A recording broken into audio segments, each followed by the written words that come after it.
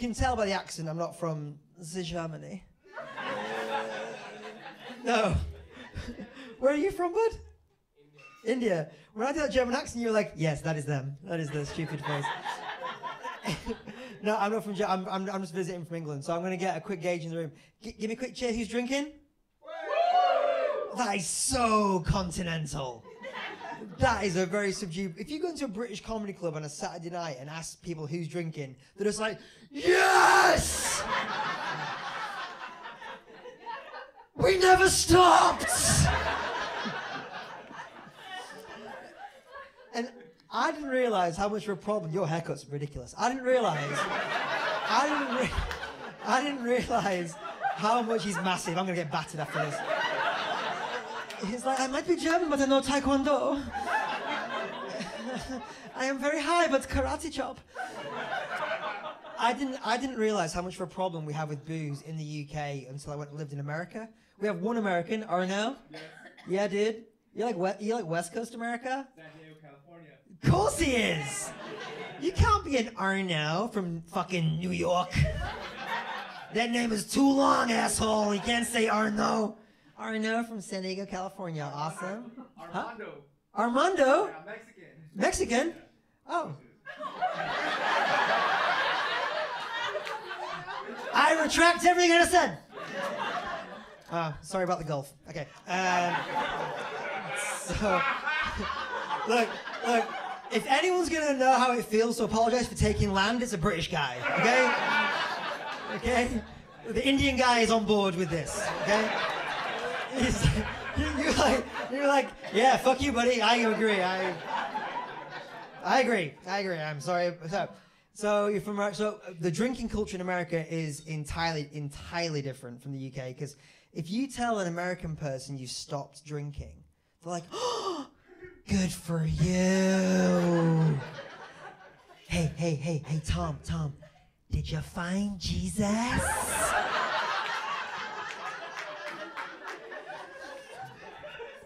Whereas if you tell a British lad you've stopped drinking, they're just like, it's all right, mate, you can always start again.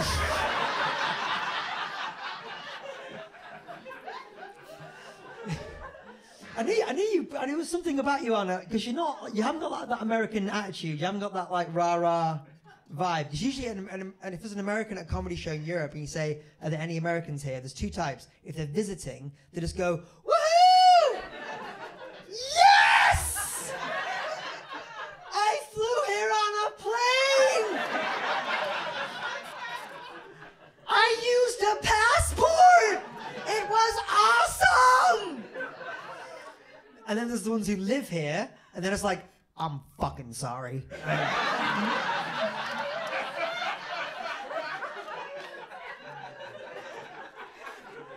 It's not my fault, didn't vote for him.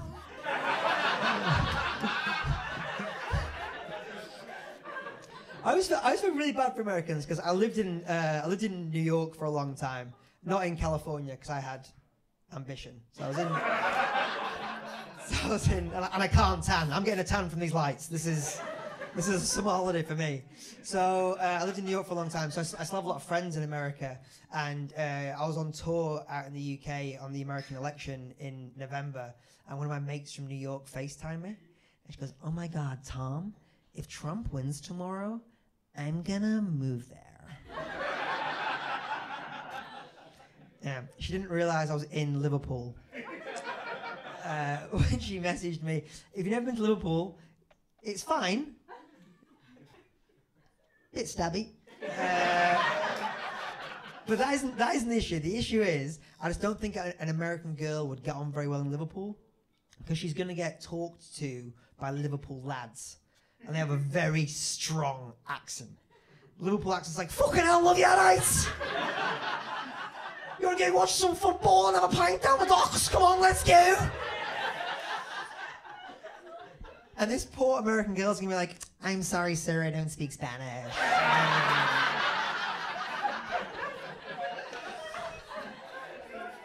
Lo siento, sir, I have no change. I am so sorry, thank you.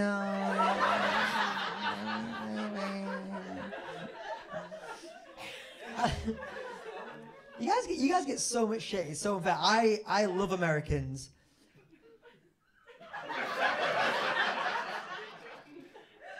In America. Because if you see an American in America, that's like seeing a dildo in the bedroom. Yeah, it's like that's where it belongs. And it can be as big and as loud as it wants.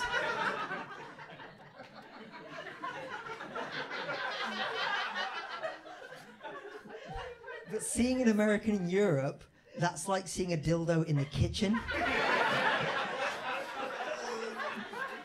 It's like, that doesn't belong here. And it has ruined my favorite place to eat.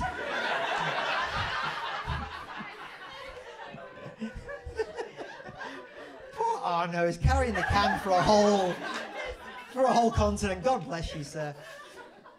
I love living in America. I lived in New York for about 5 years, like I was saying. My favorite thing about living in New York was dating. Because as a British guy, I could basically walk into any bar in downtown Manhattan and a girl would hear the voice, see the vibe.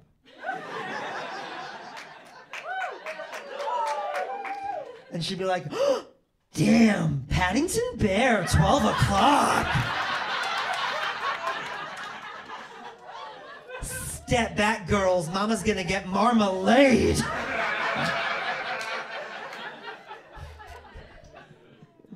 That was fun. It was a good couple of years, but I'm back from America now. I'm living back in Europe. I've actually got myself a French girlfriend now. Yeah, there's mixed reviews. It's good. I love her, but we are basically playing a game called Is That a Red Flag or Just French?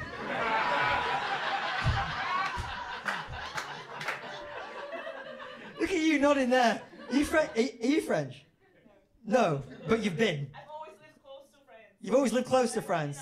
But yeah. But no, you never went over there. No, you're like, oh, delicious food. No way. By the way, I did not understand that about this part of Germany. You guys are like less than 100 kilometers from the greatest food country in the maybe not.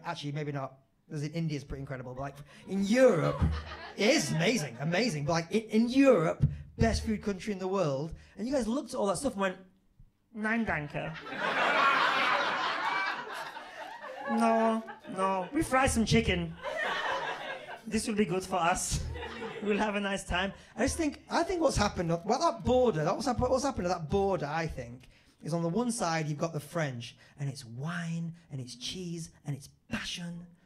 And on the other side, you've got Germany, or as I like to call it, autistic France.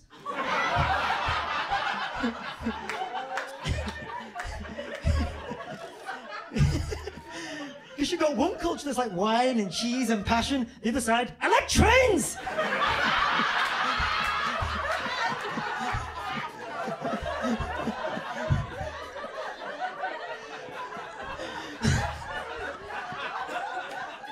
Fuck me, I'm going to hell, Jesus Christ. Thank God I look like this, otherwise they'd lock me up, honestly. Fucking autistic France. Okay, well, you all laughed, so we agree. So anyway, I'm dating this French girl, and she's lovely, but it's just a very high context culture for us. So we were out for dinner in Paris, and yeah, exactly. Somebody just went, oh no. We were out for dinner in Paris, and I ordered a carafe d'eau, so just a jug of water to the table. It came, tap water, right from the tap, came to the table. She went, non. C'est pas bon, non. Sent it back. The waiter brings another jug of water. Same tap.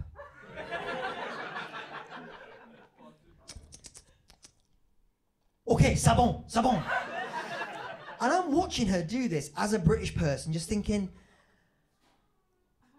I've eaten raw chicken before. Like, I've been in a pub in London, just going, no, salmonella tastes yummy, scrummy. I would rather go to the emergency room than inconvenience a member of staff. For once. No. I always turn blue. It's fine. Don't worry about me. Just call the number on the tag. It'll be fine. It's because the baseline of British and French emotions are completely different, and that's why relationships can be hard. So they can be hard because the baseline of a French person is, I am bored but very satisfied. Yeah? The baseline of a British person is miserable but cracking on. It's so true. And it manifests in language because in Britain, we're so used to things being shit that if someone gives you a ham sandwich and there is ham and bread and potentially some butter, we're like, bloody good, this. Bloody good. In France, they get like a coq au vin with a red wine reduction. If there isn't enough salt, c'est pas mal. Bof, c'est pas mal. So if something's good in France, they just say, pas mal. Pas mal. Our retirement age in the UK got raised to 70 recently, right? And we all just went, okay. Just like Dobby the house elf, back to work. Just in France, they raised the retirement age from, I don't know, fucking 34 to 36. I don't know what it was. And they were rioting in the fucking streets of Paris, being like, no, this will not stand. I did not work 4 hours a day. 3 days a week. Most of the time. So they say things pas mal. So, and it's hard, sex is hard, makes sex hard. Because I'll speak for all the men in the room. If you finish sex and you turn to your girlfriend and say, how was that? And she's like, c'est pas mal. You will jump out the fucking window. And recently I got my first bon. Oh, yes. I felt like an athlete on a shitty football team that has just won the league. I wanted to find a camera somewhere and like, we just tried so goddamn hard, you know? Just giving it everything out there for so long and you don't think it's gonna happen, you know? I just want to thank my teammate, the rabbit. He was doing so much good work on the outside, you know? Made it easier for me in the box. So my French is getting pretty good. It didn't used to be good. When I was first learning French, it's hard as a British person. If you're British or American and you learn another language, I think you want people to be impressed by you. And Parisians just, no. So I was in Paris with my parents, my Northern English parents. And if you've never been to the north of England, it's a nice place. There's not many books. And we were in Paris, and I went to a cafe, and I was like, ah, bonjour, monsieur, nous sommes trois, c'est possible pour une table pour manger à l'extérieur, s'il vous plaît? Yeah. My mum went, fucking hell!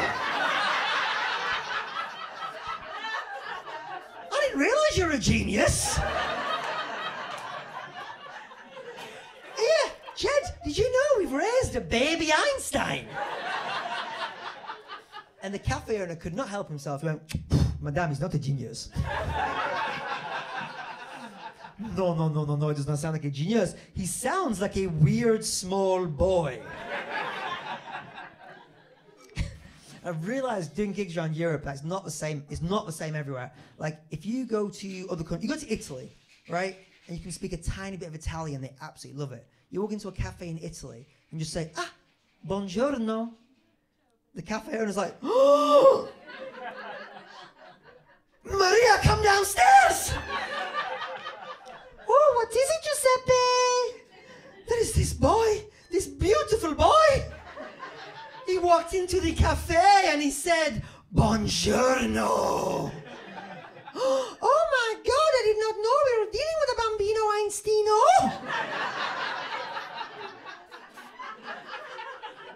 Hey, my boy, what is your name? My name is Tom. We have a new son! We have a new son and his name is Tommaso. What would you like, my boy? You want the coffee? You want the cake? You want the pizza? You want Maria? Have Maria. I love you, Tommaso.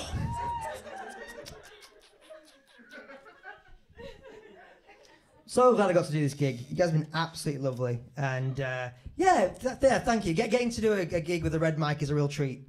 It's like doing a gig to like an over-aroused dog, but it's an absolute delight. And I love coming to Germany. I was actually doing a gig here recently. I was in Frankfurt, which wasn't the best city in the world. Anyone from Frankfurt here? No, don't go. It's there's only two things in Frankfurt. It's just bankers and crackheads. And I don't mind that they're crackheads. I mind how German they are. Like, if they want drugs from you, they don't tell you a nice story. They're just like, I want money for the crack cocaine! So I can't wait to come back. You guys have been an absolute delight. I'll give you back to Michael. Thank you ever so much. Cheers.